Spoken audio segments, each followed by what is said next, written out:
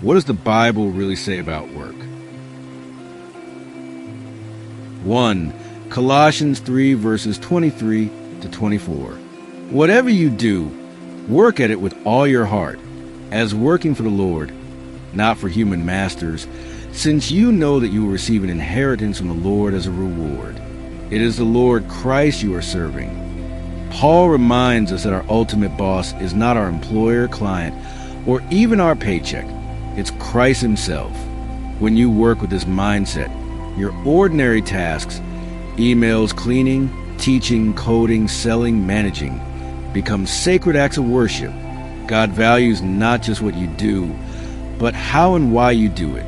Many people struggle with frustration at work, feeling underpaid, overlooked, or unappreciated. But Colossians 3 verses 23 to 24 shifts our focus. You may not receive the recognition you deserve from people, but heaven never misses your effort. Every act done with integrity and excellence is seen and rewarded by God. Believers to bring heart and excellence into every assignment. Lazy or careless work dishonors God's name, while passionate and honest work glorifies Him. Whether you're an entrepreneur, a student, or an employee, your diligence becomes a testimony. The Christian who works with joy and excellence reflects God's nature to the world. Tomorrow when you go to work, remember, you are not just clocking in, you are serving Christ in disguise. Let that awareness turn your labor into a living act of worship. 2. Proverbs 22 verse 29. Do you see someone skilled in their work? They will serve before kings. They will not serve before officials of low rank. Skill and diligence naturally attract honor. God created work as a platform for His glory, and when you commit to mastering your craft, He positions you for greater opportunities. Excellence is not pride, it's stewardship. Think about Joseph in Egypt, Daniel in Babylon, or David in Saul's court.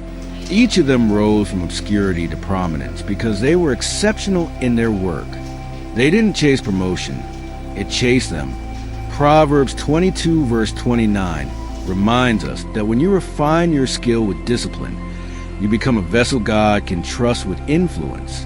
In our time, this applies whether you're a teacher, designer, trader, farmer, or software engineer.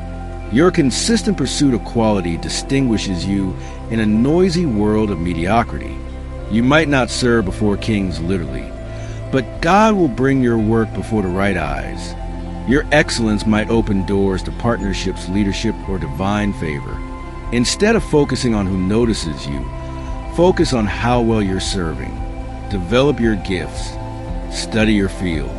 Be known for quality, consistency, and integrity. When you take your work seriously, heaven takes you seriously too. 3. Proverbs 14 verse 23. All hard work brings a profit, but mere talk leads only to poverty. Many dream, plan, and talk about what they'll do someday, but never take consistent steps toward it. God blesses action, not just ideas. Hard work is not punishment. It is a channel of divine increase. This might mean starting that side business, learning a new skill, showing up early, or following through on your promises. It's not enough to desire success. You must do the work that leads to it. God has wired creation with principle of cause and effect. Diligent hands produce growth. Idle ones produce lack. This doesn't mean we should chase workaholism or forget rest. It means that effort is part of God's design for fruitfulness. Even in ministry or creative work, many dreams die because we keep them as thoughts instead of tasks. Hard work also builds character. It teaches patience, endurance, and faith. The profit may not always come immediately as money. Sometimes it's wisdom, credibility, or maturity. But in time, those unseen profits compound into visible blessings. Believers should stop talking and start building. Every hour you invest faithfully will bear fruit in due season. Work is not a curse. It's a divine opportunity to manifest what God has placed in you. For Proverbs 16 verse 3, commit to the Lord whatever you do, and He will establish your plans. Success is not simply the product of effort, but of alignment with God's will. To commit something to the Lord means to surrender it, to roll your plans, ambitions, and worries onto Him and trust His direction. When you do that, God doesn't just bless your work. He gives it structure, purpose, and stability. In our culture, it's easy to depend entirely on strategy, networking, or personal drive. While diligence is crucial, Proverbs 16 verse 3 reminds us that divine favor is the difference maker. You may have the best ideas, but without God's hand, plans crumble. When you invite Him in, through prayer, integrity, and obedience, He not only sustains your work, but orders your steps. Think of it this way. Committing your work to God means asking Him to be the CEO of your life. It means pausing before making big decisions, seeking His wisdom before signing deals, and letting His word define your ethics. Sometimes He will redirect your path, not to punish you, but to protect you. When you surrender your work to God, you don't have to live anxious about outcomes. He takes responsibility for results. You do your part, He does the rest. Whether you're a student, entrepreneur, or leader, make it your habit to pray over your goals and surrender them to His guidance. When you do, He'll establish your plans in ways you never imagined possible. 5. Exodus 20 verses 9 to 10. 6 days you shall labor and do all your work, but the seventh day is a Sabbath to the Lord your God. On it you should not do any work. In a world obsessed with hustle, God commands both work and rest. The Sabbath principle reminds us that rest is not laziness, it's obedience. We were never meant to run endlessly without pause. Resting honors a Creator who Himself rested after 6 days of creation. Taking a day off feels risky when deadlines loom and bills pile up. But when you choose to rest, you're declaring your dependence on God, not on your own strength. You're saying, Lord, my success doesn't depend on nonstop work. It depends on your blessing. The Sabbath also renews us mentally, emotionally, and spiritually. When you pause from labor to worship, reflect, and reconnect with loved ones, you return to work refreshed and creative. Burnout is often a symptom of forgetting that rest, too, is holy.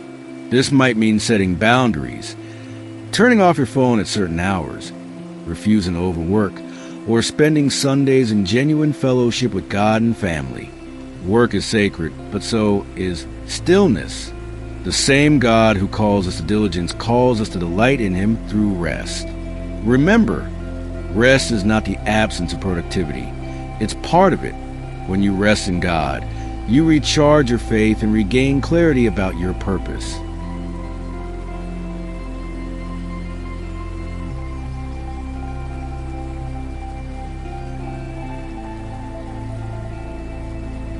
Six, Ecclesiastes 3 verse 13, that each of them may eat and drink and find satisfaction in all their toil. This is the gift of God. Joy in work is a divine gift. God never intended for work to feel like endless drudgery. When He created Adam, the first task He gave was meaningful stewardship over the garden, a reflection of purpose and creativity. Work became painful only after sin entered the world. But God's intention was always that we find fulfillment in using our gifts. Many people today work hard but feel empty because they're chasing money, status, or validation. Ecclesiastes 3 verse 13 invites us to rediscover joy, not in the paycheck, but in the process. When you see your labor as a gift, you begin to experience gratitude instead of resentment. There should not be guilt over enjoying the fruits of our labor. God wants us to delight in the rewards of our effort. Good food, laughter, a home, rest, and moments with loved ones. That satisfaction isn't worldly, it's worshipful. Gratitude turns everyday moments into sacred experiences. Whether your job is glamorous or humble, remember this. If it provides, if it stretches you, if it allows you to serve others, it's a blessing. Ask God to renew your joy in it. Celebrate progress, however small. Appreciate the gift of purpose in your daily toil. When you invite God into your work, He transforms it from mere survival into sacred satisfaction. Your daily grind becomes a divine partnership. And that's one of the greatest gifts you can receive. 7. Ecclesiastes 4 verses 9 to 10. 2 are better than 1, because they have a good return for their labor. If either of them falls down, one can help the other up, but pity anyone who falls and has no one to help them up. Work is often seen as an individual pursuit, a race to prove yourself or climb higher. But this verse reminds us that God never designed us to work alone. Collaboration, partnership, and community are divine strategies for strength and fruitfulness. When Solomon says 2 are better than 1, he's revealing a truth about how God multiplies results through unity. Working together brings encouragement, accountability, and efficiency. In your career, business, ministry, or home, you'll face moments when your energy fades or your faith weakens. Having someone beside you, whether a friend, colleague, or spouse, can help you get back up. Pride should not isolate us. Some people reject help because they want all the credit. But isolation leads to exhaustion and spiritual dryness. God often blesses us through others, mentors, co-workers, or even critics who refine our character. This could mean collaborating instead of competing, or being humble enough to ask for help. Even in creative or entrepreneurial pursuits, partnership often unlocks doors you can't open alone. This is not just about teamwork. It's about love. Helping others up when they fall mirrors Christ's compassion. When you lift others, God lifts you too. Work done in unity always brings a good return, not just in results, but in lasting relationships and joy. 8. Proverbs 11 verse 1. The Lord detests dishonest scales, but accurate weights find favor with Him. There should be integrity in work and business, something God takes very seriously. In ancient markets, merchants used scales to measure goods. Some would cheat by adjusting their weights to make more profit. God calls that detestable. Why? Because deceit in work dishonors His character of truth. Dishonest scales could look like cutting corners, lying to customers, misreporting hours, or exaggerating results.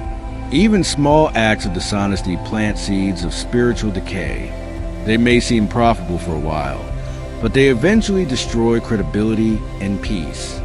Honesty, on the other hand, attracts God's favor. When you deal fairly with customers, clients, co-workers, and employers, you're not just being professional, you're being godly. Your work becomes a reflection of divine justice.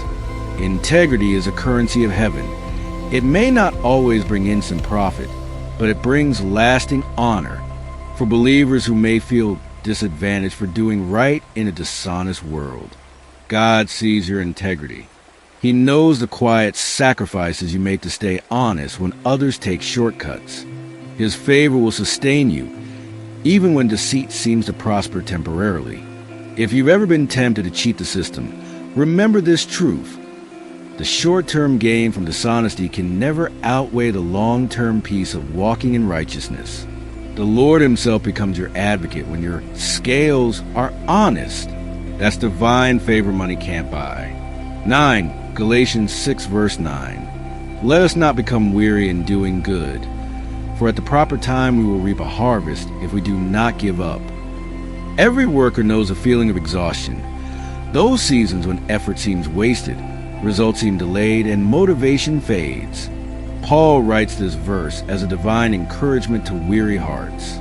He reminds us that good work, done faithfully and with right motives, is never in vain. In God's system, sowing always precedes reaping. But between those two moments lies the waiting season. That's where many people give up. We start projects, ministries, or businesses with passion, but when the process stretches longer than expected, we lose heart. Yet God's timing is never off. At the proper time, He says, you will reap. Trust God's timing more than your timeline. The good you're doing, whether serving faithfully at work, treating people kindly, or pursuing excellence, will produce a harvest but not always immediately. God uses the waiting to build your faith and deepen your character. In the workplace, this could mean staying diligent even when promotions don't come, or continuing to show integrity when others compromise. Your consistency is your seed. Every late night, every act of honesty, every prayer whispered over your work adds to your spiritual harvest. When discouragement whispers, "It's not worth it," remind yourself, God keeps perfect records. He never forgets faithful labor. Don't give up. The harvest is on its way, and it will be worth every drop of effort. 10. Matthew 20 verses 26 to 28. Whoever wants to become great among you must be your servant, and whoever wants to be first must be your slave, just as the Son of Man did not come to be served, but to serve, and to give his life as a ransom for many. In a world where people chase power, position, and titles, Jesus flips the script.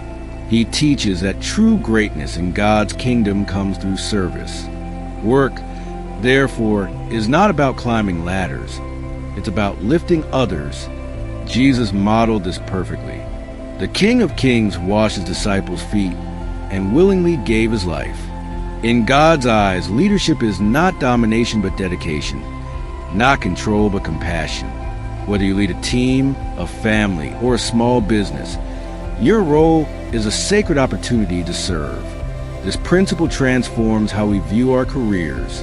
Every position, no matter how lowly or high, is holy if it's done with a servant's heart. The janitor who cleans faithfully and blesses others in quietness is as noble before God as the CEO who leads with humility and justice. Servant leadership also builds trust and influence. People naturally follow those who genuinely care. When you serve from love, not ego, God promotes you in his timing. If you desire greatness in your field, start by asking, who can I serve today? When you make service your strategy, success will follow naturally.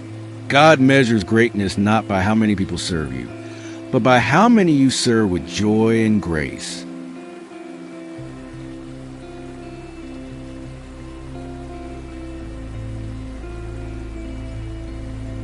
(11) 1 Corinthians 15 verse 58. Therefore, my dear brothers and sisters, stand firm. Let nothing move you. Always give yourselves fully to the work of the Lord, because you know that your labor in the Lord is not in vain. This is a powerful reminder that no effort done for God ever goes unnoticed. Sometimes you give your best at work, at church, at home, and still feel invisible. But Paul assures believers that every bit of faithful labor counts in eternity. Stand firm, he says. The storms of life, criticism, fatigue, delay, will try to move you. But when your work is rooted in divine purpose, not public praise, you remain unshakable. God himself is watching, and he's keeping records of your faithfulness. Give yourselves fully means wholehearted commitment. Partial effort brings partial blessing. God honors those who work as if the task itself were an altar of worship. Whether you're building a business, teaching children, or serving in ministry, do it fully, with joy, excellence, and sincerity. And then comes the promise. Your labor is not in vain. Even when results seem invisible, something eternal is happening. God uses your consistency to shape lives, strengthen communities, and mature your spirit. Your unseen sacrifices, those long nights, quiet prayers, and moments of perseverance, are building a testimony that will outlive you. Keep going. Keep sowing. Keep giving your best. Heaven is watching, and the God who never wastes effort will surely reward you, both now and in eternity. 12. Romans 5 verses 3 to 4. Not only so, but we also glory in our sufferings, because we know that suffering produces perseverance. Perseverance, character, and character, hope. This is a dimension of work that few talk about. How challenges refine our character. Work isn't always smooth. There are setbacks, rejections, and frustrations that test your patience and faith. But Paul teaches that these struggles have purpose. They build you. Every delay and difficulty in your career or business is a classroom for growth. God uses pressure to produce perseverance. When things don't go as planned, you learn resilience. When you face criticism, you learn humility. When doors close, you learn to trust God more deeply. Perseverance produces character, the inner strength that defines who you are when no one is watching.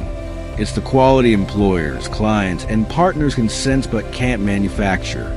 God values your character more than your comfort, and He often uses work to shape it. Then comes hope, not wishful thinking, but confident expectation that God's plan will prevail. You emerge from trials not bitter, but better, stronger, wiser, and closer to your purpose. When work feels hard or progress seems slow, don't despise the process. God is using it to prepare you for bigger responsibilities. Every test you pass silently is a promotion in disguise. Keep your eyes on Him, and let your character be the testimony that your faith is real. 13. Deuteronomy 8 verse 18. But remember the Lord your God, for it is He who gives you the ability to produce wealth, and so confirms His covenant, which He swore to your ancestors, as it is today, while we work hard to build, earn, and create. The power to do so ultimately comes from God. He is the source of all ability, intelligence, creativity, opportunity, and favor. Every skill, every business idea, every open door is a gift rooted in His grace.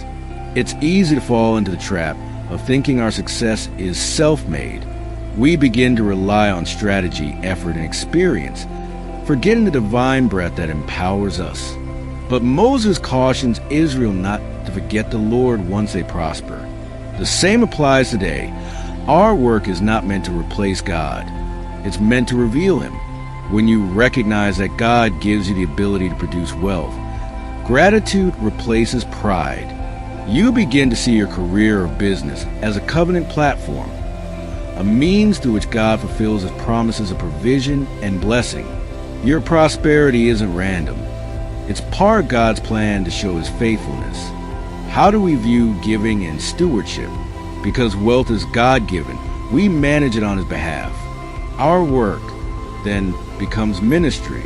When you treat your job or enterprise as a channel of blessing to others, supporting the needy, funding the gospel, uplifting your community, you're walking in divine partnership. Every time you receive a promotion, close a deal, or achieve something great, pause and remember, it is the Lord who gave me this ability. Gratitude invites more grace, and humility ensures your success never becomes your downfall. 14. James 2 verse 17. In the same way, faith by itself, if it is not accompanied by action, is dead. Faith and work are not enemies. They are partners. James reminds believers that true faith expresses itself through visible action. It's one thing to believe God for success, but another to step out, plan, labor, and persevere toward that vision. Many Christians wait for miracles while refusing to move. Yet God often blesses motion. He told Abraham to go, Noah to build, and Peter to cast the net again. Each miracle followed obedience through action. This verse challenges a passivity that sometimes hides behind faith talk. Believing God for provision doesn't mean sitting idle. It means working diligently while trusting His hand to multiply your effort. In your career or calling, prayer and action must walk together. Pray as though everything depends on God, but work as though everything depends on you. Faith gives direction to your work. Work gives evidence to your faith. Consider moral and spiritual labor.